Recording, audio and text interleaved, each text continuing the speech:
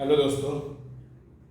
मैं एक टॉपिक लेकर आया हूँ आपके सामने। आज जो टॉपिक है वो है कि हम हिंदी में कैसे पूर्णता प्राप्त करें।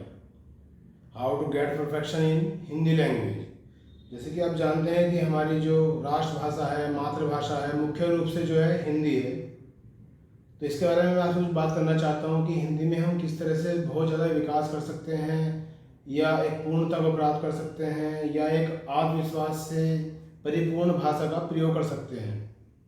चलिए शुरुआत करते हैं। सबसे पहले मैं अपनी बात को आगे बढ़ाते हुए कहना चाहता हूँ कि हिंदी कोई विज्ञान या गणित के सूत्रों पर आधारित नहीं होता।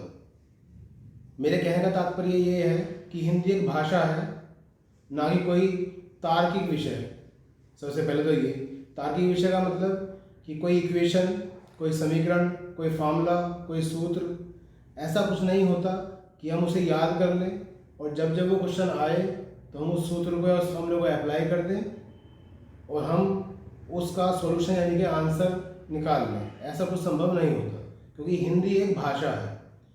और अगर मुझे या आपको एक भाषा पे एक अधिकार प्राप्त करना है तो सबसे पहले मुझे उसे अपने व्यवहार में लाना होगा। भाषा कोई भी हो, हिंदी हो, इंग्लिश हो या कोई भी भाषा हो, जब तक वो किसी भी व्यक्ति के व्यवहार में शामिल ना हो उस पर पूर्ण अधिकार प्राप्त किया ही नहीं जा सकता। क्यों नहीं किया जा सकता ये मैंने भी पहले बताया, क्योंकि ये ना तो ये कोई विज्ञान है, ना ही कोई ये मैथमेटिक्स है यानी कि गणित है जो सूत्रों पर आधारित है। अब बात ये करते हैं कि इसे व्यवहार में कैसे लाया जाएगा। लेकिन इससे पहले मैं आपको ये बता दूं कि जो हिंदी विषय होता है वो क्यों मुख्य है। अगर मान लिया एक विद्यार्थी प्रतियोगी परीक्षाओं की तैयारी कर रहा है तो हिंदी तो बहुत सारे एग्जाम ऐसे हैं जिनमें मुख्य विषय है ही, तो वहाँ तो उन्हें हिंदी आनी ही चाहिए। लेकिन अगर मान लिया कोई बड़ा व्यक्ति भी है परिवार का जिसका पढ़ने और पढ़ाने से कोई ज़्यादा तात्पर्य नहीं है, तो उसका सीधा संबंध उसके व्यक्तित्व से भी होता है, क्योंकि भाषा सीधा किसी भी व्यक्ति के व्यक्तित्व पर सीधा असर डालती है। अगर किसी व्यक्ति की भाषा बहुत ही अच्छी है, बोलने में बहुत ही अच्छे अच्छे शब्दों का प्रयोग करता है अगर वो कोई व्यक्ति, तो हम कह सकते हैं कि कहीं ना कहीं उसका व्यक्तित्व भी बहुत शानदार है। तो जाने और अनजाने में मेरे कहने का मतलब ये है कि चाहे कोई बच्चा हो या कोई बड़ा हो, हमें अपनी मातृभाषा का प्रयोग बहुत अच्छी तरह से करने आना ही चाहिए। लेकिन जैसे कि हम जानते हैं कि आज के युग में बस अंग्रेजी का ही बोलबाला है। अंग्रेजी भी एक भाषा है, अगर कोई अंग्रेजी का प्रयोग कर रहा है तो उसमें भी एक अच्छी तरह से कमांड होनी चाहिए पूरी। अब बात करते हैं, मैंने अभी थोड़ी देर पहले आपसे कहा था कि कोई भी भाषा को अगर हमें सीखना है तो उसे हमें अपने व्यवहार में शामिल करना पड़ता है। तो व्यवहार में शामिल कैसे करते हैं? भाषा को सीखने के लिए जहाँ तक मेरा विचार है, अगर मैं हिंदी की बात करता हूँ, क्योंकि ये टॉपिक तो मेरा हिंदी का ही है, आज ये विषय जो है हिंदी का ही लेकर मैं चर्चा कर रहा हूँ आपसे। एक तो होता है शब्द विचार, एक होता है व्याकरण विचार, और उसके बाद आते हैं पद्यांश और गद्यांश। शब्द विचार से हमें शब्दों के बारे में पता चलता है कि उनके अर्थ क्या हैं, समानार्थी शब्द क्या हैं, विपरीत अर्थ क्या रखते हैं, एक ही शब्द कई अलग अलग तरह से अर्थ रखता है तो किस तरह के वाक्य में प्रयोग होंगे। तो शब्द विचार का मतलब है शब्दों का ज्ञान। दूसरा है व्याकरण विचार।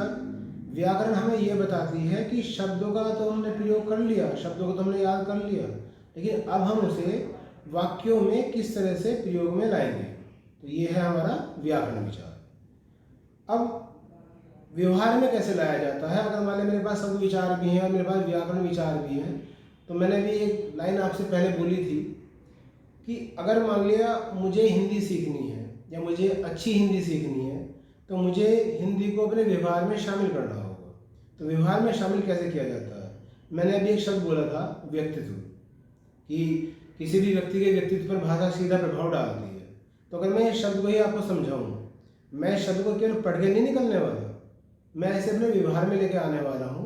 व्यवहार में कैसे लाना है वही मैं आपको समझा रहा हूँ।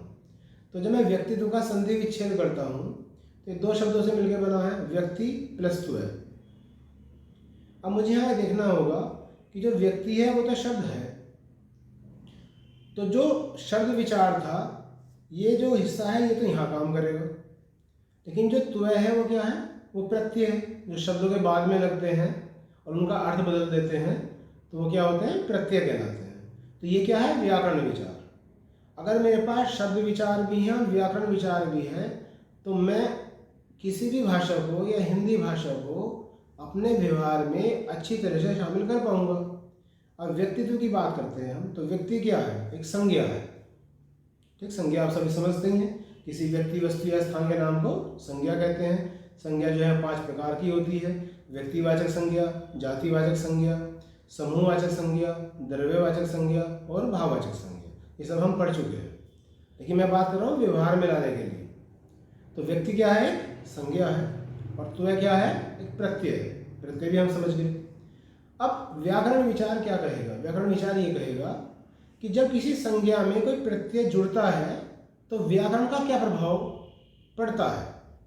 तो व्याकरण के अनुसार ये कहा गया है कि अगर संज्ञा, सर्वनाम, क्रिया या विशेषण, दोबारा सुनिए, संज्ञा, सर्वनाम, क्रिया या विशेषण, इनमें से किसी एक में भी अगर प्रत्यय जुड़ जाता है तो वो भाववाचक संज्ञा बन जाती है। तो वह भाववाचक संज्ञा बन जाती है। तो व्यक्ति क्या था? संज्ञा था। और त्वय क्या था? एक प्रत्यय था।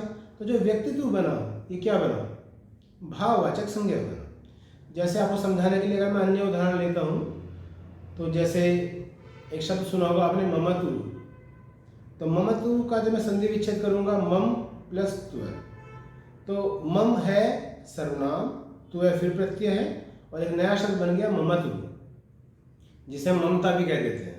तो ममत्व भी, माँ की ममता, ममत्व, तो ये भी क्या है? भाववाचक संज्ञा है। तो इस तरह से आप किसी भी भाषा को सीखने के लिए उसे अपने व्यवहार में शामिल करें, शब्दों को उनकी रचना के अनुसार समझें, क्या है, कैसे है, तो आप बहुत ही जल्दी किसी भी भाषा में, और मुख्य रूप से हिंदी भाषा में जो बहुत ही सरल है सीखनी, बहुत ही जल्दी आप पूर्णता को प्राप्त कर लेंगे। लगभग 3 से 4 महीने का एक समय परिपूर्ण होता है हिंदी भाषा में एक अच्छा संवाद करने या करवाने के लिए, एक अच्छी पूर्णता को प्राप्त करने के लिए। अगर मैं व्याकरण विचार की बात करता हूँ तो समास, अलंकार, छंद, रस, सर्वनाम, विशेषण, क्रिया विशेषण और कारक, इन सब का हमें ज्ञान होना चाहिए। जो मुख्य मुख्य शब्द हैं, अच्छे अच्छे शब्द हैं, वो शब्द विचार से ले लिए जाते हैं, और इन दोनों का जो सटीक प्रयोग है वही हमें हिंदी में अच्छा बना देता है। तो आज की इस वीडियो में इतना ही, बाकी जल्दी ही नेक्स्ट वीडियो में मिलेंगे। Thank you very much.